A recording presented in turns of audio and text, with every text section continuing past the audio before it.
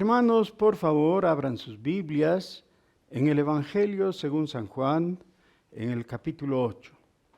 Pero debo recordarles que estamos siguiendo una serie sobre el credo de los apóstoles. Habremos visto una deficiencia inicial.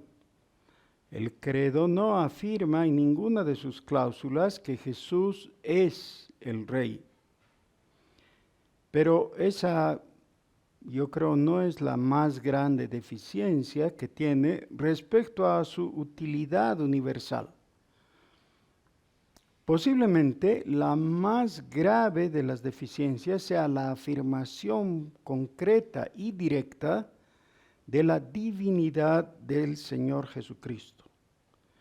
Por eso, les ruego que abran sus Biblias en el Evangelio según San Juan, el capítulo 8. Recordemos que este capítulo comienza con la historia de esa mujer que es llevada delante de Jesús en el patio del templo, con la acusación de haber sido encontrada en el acto mismo del adulterio. Este asunto era muy grave, sobre todo para la mujer. Si esto quedaba comprobado, realmente tendría que haber sido apedreada. Pero la situación era grave también para los judíos, porque si la apedreaban, podrían ser acusados por la autoridad romana de sedición, puesto que no tenían permiso para ejecutar a nadie sin el consentimiento del procurador. Por supuesto, en la práctica romana, el adulterio no revestía la gravedad que tenía para los judíos. Por tanto, era muy difícil conseguir el permiso para matar a alguien. Por eso es que más tarde se hizo todo un enredo con la búsqueda de autorización de parte de los judíos ante Pilato para que pudieran crucificar a Jesús.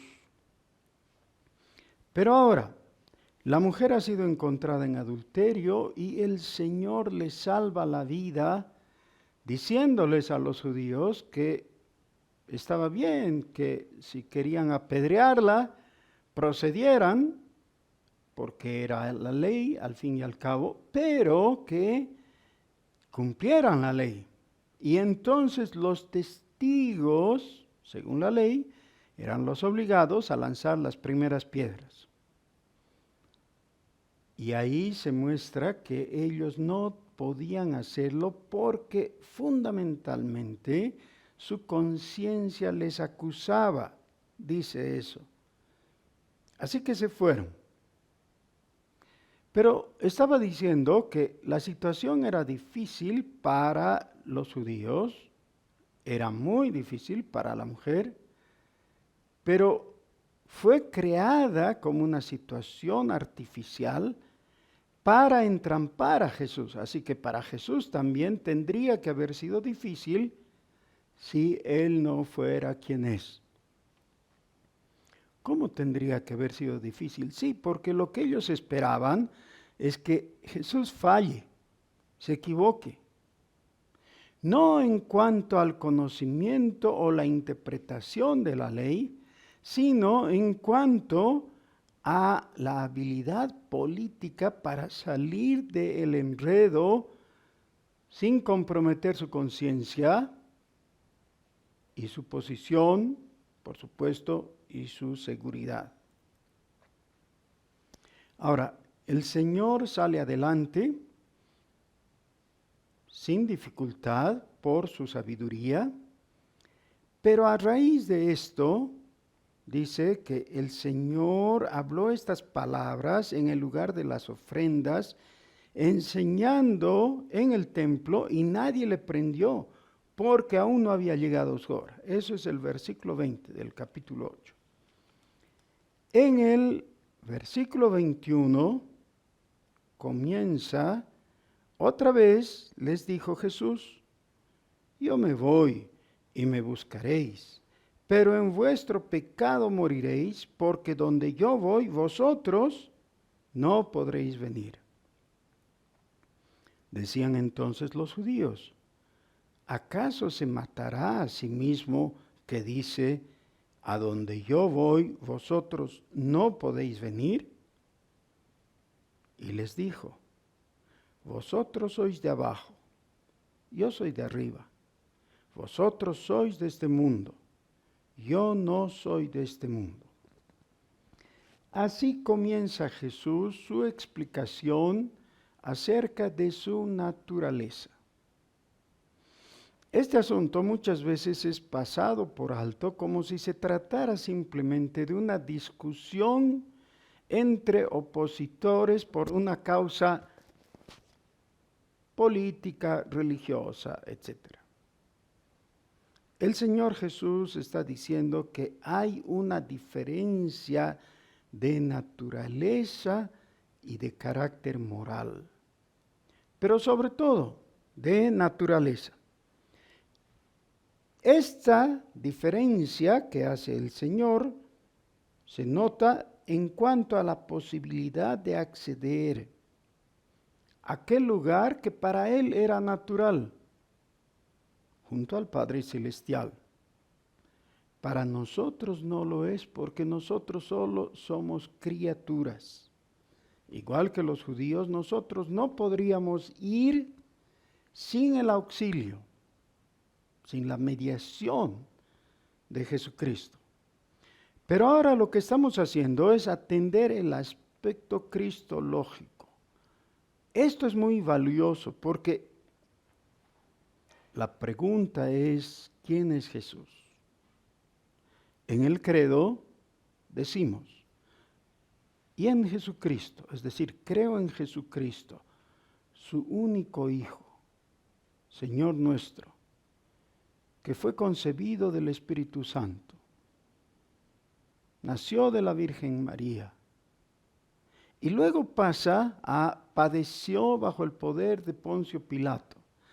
Hemos explicado que todo eso tiene que ver con los diferentes cuestionamientos que había en su época, es decir, fines del primer siglo, comienzos del segundo siglo de nuestra era.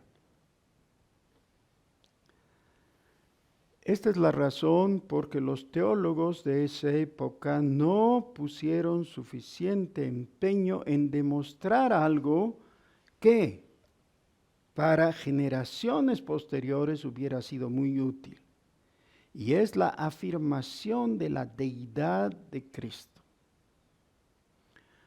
Ahora, cada uno de estos detalles es importante. Es importante decir que nació de una virgen porque la profecía así lo establecía y la historia por los evangelios lo corrobora. Pero mucho más importante es decir que de quien estamos hablando es de Dios, el Creador. Por eso el Señor en el versículo 23 les dice: vosotros sois de abajo, yo soy de arriba. Vosotros sois de este mundo, yo no soy de este mundo. Es decir, no se trata de una diferencia cualitativa entre los fariseos o los líderes religiosos judíos y Jesús. Es una diferencia de categoría, es una diferencia de naturaleza. Es Dios el que está hablando con simples mortales. Y luego añade: por eso os dije que moriréis en vuestros pecados, porque si no creéis que yo soy, en vuestros pecados moriréis. Yo soy es la palabra que en español, o las palabras que en español traducen el nombre de Dios en el Antiguo Testamento, y que en nuestras Biblias aparece como Jehová. Jehová. Me gusta la versión Reina Valera principalmente por su belleza literaria, pero me gusta mucho porque mantiene el nombre Jehová, el cual sabemos no está bien pronunciado en español. Hemos sustituido la I inicial por una J. Sí, la pronunciación no está bien, pero el término está bien.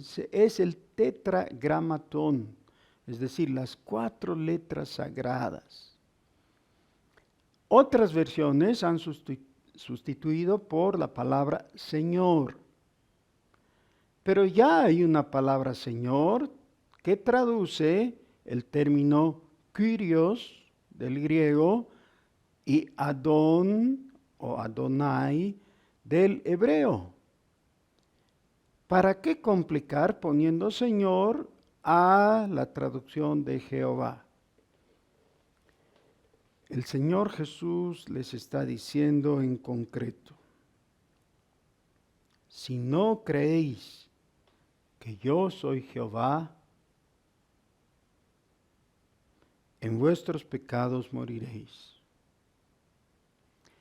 Creer en Jesús es creer en el fondo en que Él es el Dios que al principio de todo tomó barro en sus manos y formó al hombre y le sopló el aliento de vida, es decir, el Espíritu Santo. El Espíritu Santo es el Espíritu de Jesús. Cuando el Espíritu Santo, saliendo de la boca de Jesús, llegó a esa criatura de barro, formada por Dios, tomó vida. Y así surgió el hombre. Por tanto, cuando miramos a Jesús espiritualmente, debiéramos tener que reconocer a aquel que nos dio vida, en el sentido más amplio de la palabra, en el sentido histórico, en el sentido personal, espiritual, pero en el sentido cósmico también, porque la vida es solo de Él. Esa es la afirmación del principio de este evangelio. Capítulo 1, versículo 3. En Él estaba la vida, y la vida era la luz de los hombres. Les dice: si ustedes no creen que yo soy Jehová, van a perecer en sus pecados. Entonces le dijeron: ¿tú quién eres? Entonces Jesús les dijo: lo que desde el principio os he dicho. Muchas cosas tengo que decir y juzgar de vosotros, pero el que me envió es verdadero, y yo, lo que he oído de él, esto hablo al mundo. Cuando hayáis levantado al Hijo del Hombre, entonces conoceréis que yo soy, y que nada hago por mí mismo, sino que según me enseñó el Padre, así hablo, porque el que me envió conmigo está. No me ha dejado solo el Padre, porque yo hago siempre lo que le agrada.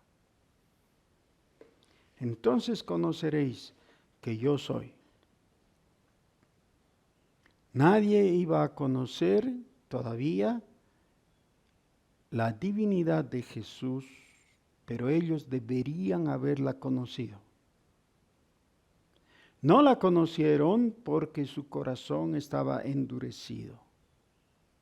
Algunos de ellos pudieron reconocer más tarde, algunos. De entre los judíos hubo algunos que oyeron esas palabras, dice el versículo 30, y muchos creyeron en él. Pero lo que creyeron fue simplemente la descripción de la imposibilidad de negar los hechos, las obras que él hizo, es decir, las sanidades, la resurrección de Lázaro, que viene un poco después, creyeron, sí, porque no les quedaba más. Eso también es lo que dice el capítulo 12 y el capítulo 2. Hay un creer relativo, es decir, la mera aceptación de un hecho objetivo y externo. Pero necesitamos el creer de la confianza que se deposita en el Salvador. Esa es la fe que salva. Por tanto, el Señor Jesús, en el versículo 31, les dice, si vosotros permaneciereis en mi palabra, seréis verdaderamente mis discípulos y conoceréis la verdad, y la verdad os hará libres. Y luego, volviendo sobre el tema, el Señor en el mismo capítulo 8, versículo 58, al haber hablado de Abraham, Él hace una aclaración y les dice, de cierto os digo, antes que Abraham fuese, yo soy. En este capítulo 8, solo en el capítulo 8, 3 veces el Señor Jesús afirma ser Dios. Nosotros, al repetir el credo, tendríamos que poder decir, creo en Jesucristo, Dios. Un poco más tarde,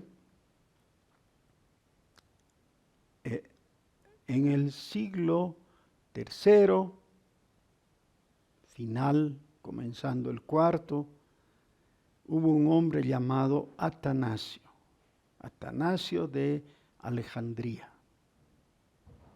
Él fue uno de los héroes de su época, un hombre de fe. Ha quedado en la historia como el autor del credo de Atanasio. Lleva su nombre ese credo. En el credo de Atanasio, él incluye esta frase porque se da cuenta de la deficiencia del credo de los apóstoles. Y dice, creo en Jesucristo, Dios de dioses. Dios de dioses. Jesús es el Dios creador del cielo y de la tierra, junto con el Padre y el Espíritu Santo, la Santa Trinidad.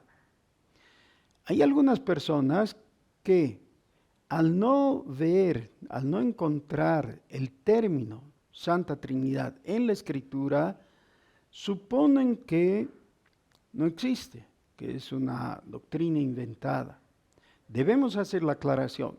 La doctrina no es inventada. El término ha sido acuñado porque la doctrina estaba, pero no había una forma corta de decirlo.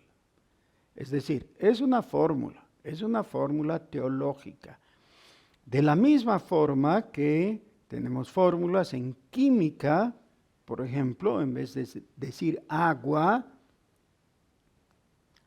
ponemos H2O. Esa es la fórmula. Bueno, si alguien quiere decirlo en la forma explícita, dice agua. Lo mismo tenemos en la Biblia. En toda la Biblia encontramos la enseñanza clara, concisa, concreta, pero a veces también más amplia, de que hay un solo Dios. Y ese Dios es no una, sino 3 personas. ¿Cómo puede ser eso? Dice el racionalista. Claro, muy bien, pero recuerda, eres hombre nomás. Al hablar de Dios, estás hablando de alguien que excede a tu conocimiento y razonamiento. La naturaleza de Dios, por supuesto que es más compleja que la naturaleza humana. Algunos han querido equiparar esto a que el hombre sea tricótomo, es decir, que tenga tres partes. Eso no ilustraría la Santa Trinidad, porque Dios no tiene tres partes, tiene tres personas. Cada persona tiene su propia identidad, conocimiento, memoria, nombres, etc. Pero es un solo Dios, sí, porque no es una persona con la otra, sino que es una persona en la otra. El Señor Jesús les dijo a los judíos que necesitaban creer que Él era en el Padre y el Padre era en Él. Jesús es Dios. La Biblia lo afirma literalmente. Por ejemplo, en Romanos capítulo 9, versículo 5, o en la epístola del apóstol Pablo a Tito. No necesitamos una mayor acumulación de evidencias porque desde el principio la Biblia comienza hablándonos de eso tan complicado de entender. Por ejemplo, dice que en el principio Dios creó, pero la palabra que usa ahí para Dios es Elohim, que es plural. El verbo es singular. El verbo crear está en singular en la tercera persona, es decir, Él, Dios, creó. Pero Elohim es el plural de Elohe, que es el singular simple. ¿Es Dios un solo Dios? Sí, es un solo Dios. Al mismo tiempo es tres personas. Jesús es en la clasificación teológica la segunda persona de la Santa Trinidad. Se considera al Padre Celestial como la primera persona y al Espíritu como la tercera persona. Eso es solamente para facilitarnos a nosotros la identificación. Pero no quiere decir que hay un rango entre ellos. Cada uno de ellos es tan Dios como el otro. Cada persona tiene igual característica de la deidad. Cada uno es eterno. Y no tiene origen, obviamente, ni tendrá fin. ¿Por qué es tan importante reconocer la deidad de Jesucristo? Necesito volver a leer, a riesgo de pasar por machacón. Capítulo 8, versículo 24. Si no creéis que yo soy, en vuestros pecados moriréis. A tiempo de recibir al Señor Jesús, tú necesitas hacer una confesión diciéndole: Señor Jesús, yo creo que tú eres Dios, tú eres mi Dios. Por tanto, te adoro. ¿Sabes que no serás el único? Millones de ángeles, millones de redimidos estarán a tu lado, adorando a aquel que merece adoración. Y yo también adoro al Señor Jesús porque Él es Dios. Además de que es nuestro Redentor, nuestro Salvador, pero es también la condición no negociable para alcanzar salvación. Creo en Jesucristo, su único Hijo, mi Rey, mi Señor, mi Dios. Te invito a orar conmigo. Oh Señor, Santo Dios, gracias por oírnos y gracias por hablarnos. Nosotros en esta hora nos unimos a la fe de tantos que en la antigüedad han reconocido esta verdad. Tú eres Dios.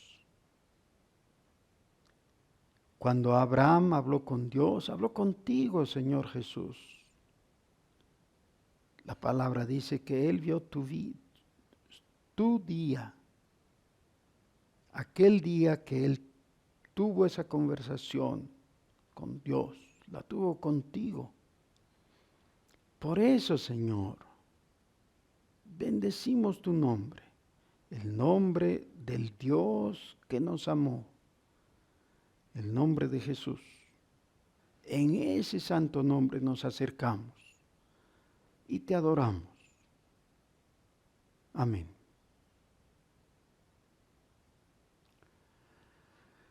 Queridos amigos, les invito cordialmente a unirse a este cuerpo que es la Iglesia de Jesucristo, por la fe en su santo nombre.